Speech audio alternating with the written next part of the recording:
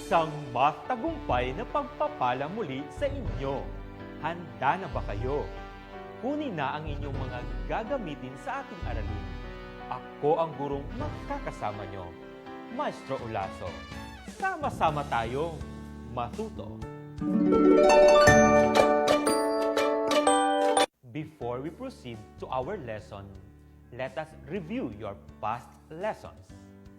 Get ready to our Mathanong! Mathanong number 1. How do we subtract similar fractions? In subtracting similar fractions, just subtract the numerators and copy the common denominator. Reduce to lowest term if possible. Mathanong number 2. How do we subtract dissimilar fractions? In subtracting dissimilar fractions, change it to similar fractions by getting their equivalent fractions through the least common denominator or LCD. Divide the LCD by the given denominators and multiply by the given numerators. If the given is a mixed number, subtract the whole numbers first. Then, subtract the numerators and copy the common denominator. Reduce to its lowest term if possible. Let us start our new lesson. Get and open your self-learning module in Mathematics 6 for us to Mathalakay! Welcome to our lesson for the day, all about solving routine and non-routine problems involving addition and or subtraction of fractions. Let us first differentiate routine and non-routine problems. A routine problem can be easily solved using at least one of the 4 arithmetic operations and or ratio to solve problems that are practical in nature, while a non-routine problem is a type of problem that requires analysis, manipulation, or derivation of formulas and the like. Oftentimes, this problem can be solved in multiple ways. It encourages group discussion in finding the correct solution. In problem solving, you have to understand the mathematical phrases used in the problem so that you can determine the operations to be used in solving the problem. Phrases or words used in addition of numbers are plus, sum, total, in all, altogether, combined, increased, more than, and added to. For subtraction, we use the words like the difference of, reduced by, diminished by, subtract from, take away, fewer than, less than, shared, gave away, decrease, changed, and left. At this point in time, get your self-learning module. Let us try to answer numbers 1 and 2 of Learning Task 1. Translate each of the following problems to a mathematical symbol. Number 1. 7 is added to the sum of 4/5 and 6/7. Is it A, 7 plus 4/5 plus 6/7, or B, 7 plus 4/5 minus 6/7? You got it! It's A. Number 2. 2 and 3/4 subtracted from 11 is equal to 8 and 1/4. Is it A, 2 and 3/4 minus 11 equals 8 and 1/4, or B, 11 minus 2 and 3/4 equals 8 and 1/4? You are amazing! It's B. Remember that the given number after the phrase subtracted from will be the minuend. There are 4 main steps in solving math problems. Just remember this: S, T, A, R. Star. S, Study the word problem carefully. T. Think of a plan. A. Act on the plan. R. Review and check your answer. Let us discuss these steps further. First, study the word problem, read and analyze it carefully. Look for the important keywords or phrases, important numbers, and focus on the questions asked. Next, once you have understood the problem, it's time to think of a very good plan by choosing one of the solving strategies. You can choose among the following. Simplify the problem. Act it out. Find the pattern, guess and check. Make a table or chart. Working backwards. Using a number line. Draw a picture. Write a number sentence or equation. And looking for clues or keywords or phrases, which is the most commonly used strategy in solving a problem. After identifying the solving strategy, you need to think what operation to use. Clues, keywords, or phrases would help you a lot in identifying the operation. Then, after thinking of the plan, you can now act it out. You can use scratch paper or a notebook to write your solution. Sometimes you get messy in solving. Do not worry, because that's really how problem solving is.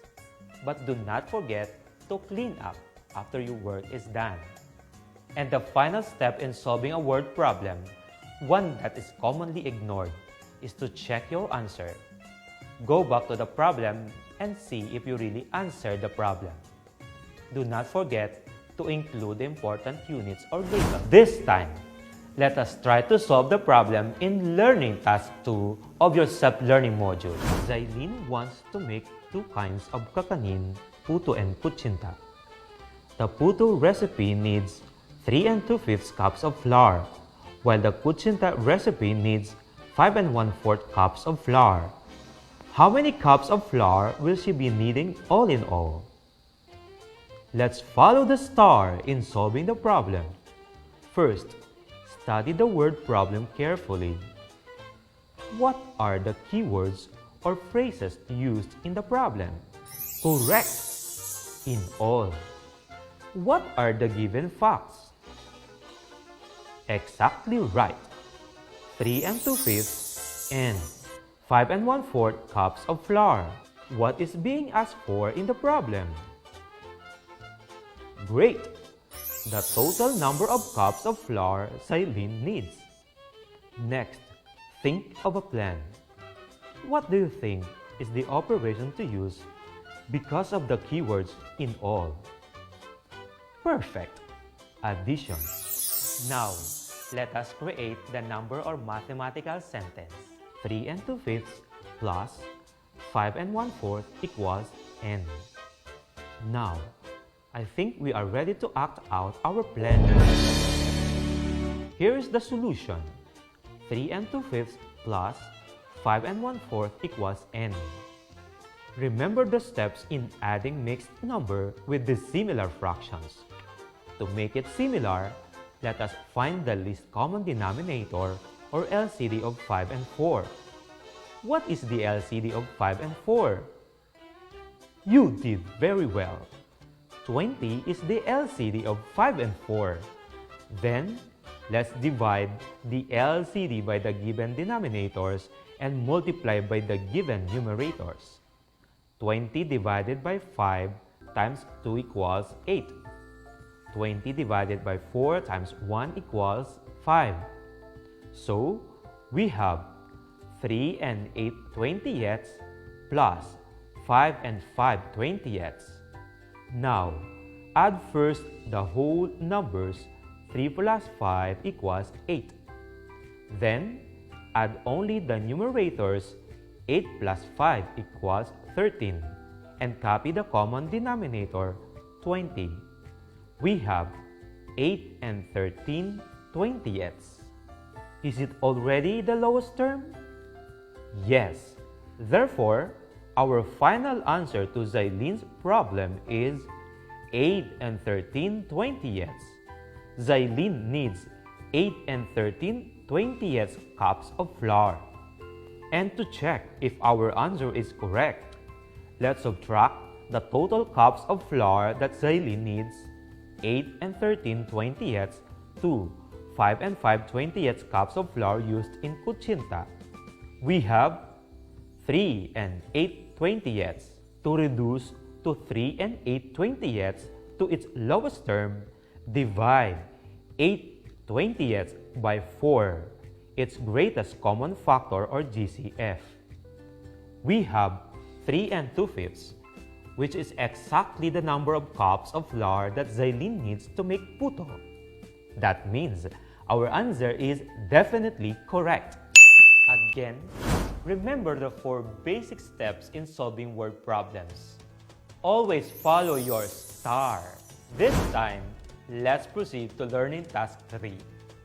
How do you create a word problem involving addition and or subtraction of fractions? You can create a word problem by observing the following guidelines. Familiarize yourselves with the concept of addition and subtractions of fractions and their application to real-life situations. Think of the problem you want to write. Read some problems and study their solutions. You must also consider the following when creating a problem: characters, situation or setting, data, and key question. Take a look at this example. From the given data or information below, create the problem. Liza makes flour. Bought 1/2 meter of ribbon. Used 1/3 meter of ribbon. Ribbon left. Are you ready? Math try nga! I will present to you 2 story problems. Then, choose which is the correct story problem created from the given data or information. This time, let us try to solve the problem in Learning Task 2 of your self-learning module. Liza bought 1/2 meter of ribbon to make flowers. She found out that she had 1/3 meter of ribbon left. How many meters of ribbon did she use? Letter B. Liza bought 1/2 meter of ribbon to make flowers. She used 1/3 meter of ribbon. How many meters of ribbon were left? Is it A or B? Yes, it's B. Congratulations! And now for our final activity. It's mathematics time. Get a piece of paper or notebook. Write the numbers 1 to 5 and choose the letter of the best answer to the following questions. Help me solve the problem we created a while ago. Liza bought 1/2 meter of ribbon to make flowers. She used 1/3 meter of it. How many meters of ribbon were left? Number 1. What is the keyword in the problem? A. Bought. B. Make. C. Left. D. Meter. Number 2. What is asked for in the problem? A. The number of meters used. B. The number of meters bought. C. The number of meters left. D. The total number of meters made. Number 3. What is the operation that must be used to solve the problem? A. Addition. B. Subtraction. C. Multiplication. D. Division. Number 4.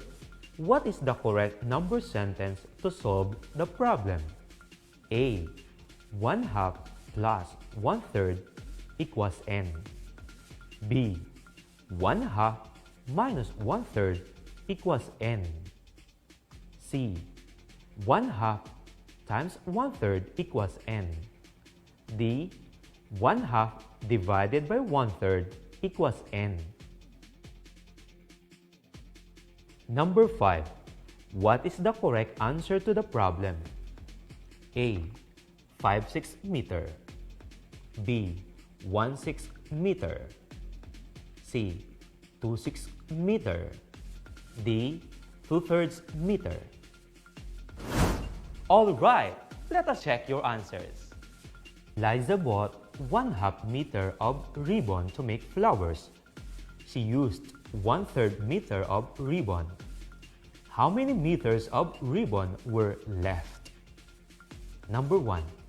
What is the keyword in the problem? The correct answer is C. Left. Number 2. What is asked for in the problem? The correct answer is letter C. The number of meters left. Number 3. What is the operation be used to solve the problem? The correct answer is B. Subtraction. Number 4. What is the correct number sentence to solve the problem? The correct answer is B. 1/2 minus 1/3 equals n. Number 5. What is the correct answer to the problem? 1/2 minus 1/3 equals n. The correct answer is B. 1/6 meter. Now, how many of you got 4 and 5 correct answers? You certainly did well today! Congratulations! To those who got 3 and below, do not worry. Try to go back to your self-learning module and answer the given learning tasks. Natapos na naman ang ating aralin. Naway kayo may natutuhan sa ating tinalakay. Muli, ako ang inyong Maestro Ulaso na nagsasabing, ugaliing manood at makinig upang maging matinik sa mathematics.